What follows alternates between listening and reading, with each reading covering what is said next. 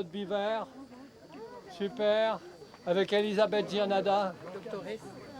Super.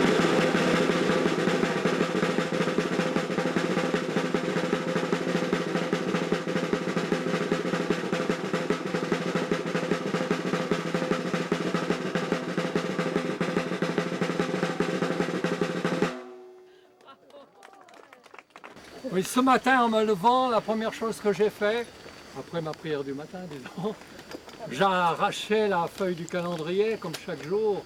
J'ai arraché ce matin celle du 7 août. Puis je prends l'habitude de lire au dos, on ne sait jamais ce qu'il y a. Et ce matin, j'ai trouvé cette phrase. On dirait que c'est signé Biver. C'est signé Hegel. Hegel. Rien de grand ne s'accomplit dans ce monde sans passion. Ça m'a tellement touché qu'on l'a écrit sur le mur, sur l'ardoise. Et on a signé Biver et Hegel. Puis il donne la feuille du 7 août. Un grand bravo et merci tout d'abord à Elisabeth Gianada. Minute Papillon, vous entendez parler, on dit souvent, c'est elle. Hein? Et qu'est-ce qu'il y a encore là, Papillon, là, il y a l'effet papillon. L'effet papillon, c'est aussi elle. Très bien. Puis un grand merci à M. Biver d'être venu vendanger. Après toute la grande théorie des géants, il fait partie des géants. Quelqu'un me disait l'autre jour, l'abbé Pierre est mort, il nous reste Guy Gilbert. On peut dire aujourd'hui, Hayek est mort, Pierre Arnold est mort, il nous reste Biver, hein, l'homme phare de l'économie suisse. Tout à l'heure, sur la vigne, il nous dira un mot. Je vais lui poser quand même la question qu'ont lancé les évangélistes américains aux plus grandes entreprises d'Amérique. Est-ce qu'on peut créer une société économique sans lui donner, à un moment donné, une dimension spirituelle? Est-ce que finalement, cette entreprise, il lui manque quelque chose ou non? Il va peut-être répondre à cette question. Bien sûr. Ah, c'est super, sur la vigne. Je réponds maintenant. Ah non, sur la vigne, c'est plus fort. C'est plus fort. Très bien. Autrement, certains sont venus, d'entre vous, certains sont venus pour le robot.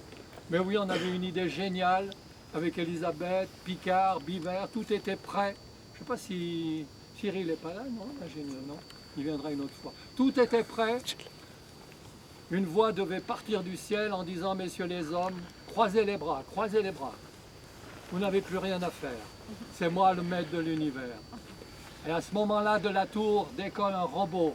Il vient sur la vigne, sans intervention humaine, il prend le raisin, le porte à la tour, le presse et revient rapporter la bouteille à Picard et Biver.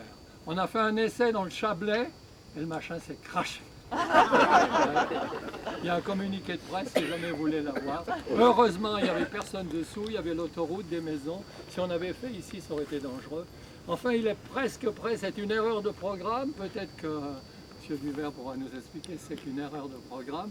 Le truc, au lieu de monter, il est descendu. Enfin, c'est remis au printemps. Peut-être qu'au printemps, il apportera le sécateur à ceux qui tailleront la vigne. On ne sait pas encore qui, peut-être que M. Biver reviendra. Ou bien on invitera Platinier, Constantin, puis Blatter. Oui, pour Paris, autrement il vient pas. On peut dire mais c'est une idée géniale. Ou Monseigneur Felet et puis Monseigneur Brunner, qu'ils arrangent un peu cette histoire d'école quand même, non? On verra ça au printemps. Mais on va les vendanger gentiment. Elisabeth nous dira un petit mot à l'intérieur après. Et puis M. Biver va vendanger, porter la brande à l'intérieur. Et puis on continue la cérémonie dans la colline, tambour et puis la cire. Il y a le gamet. Ah ben oui, un tambour alors.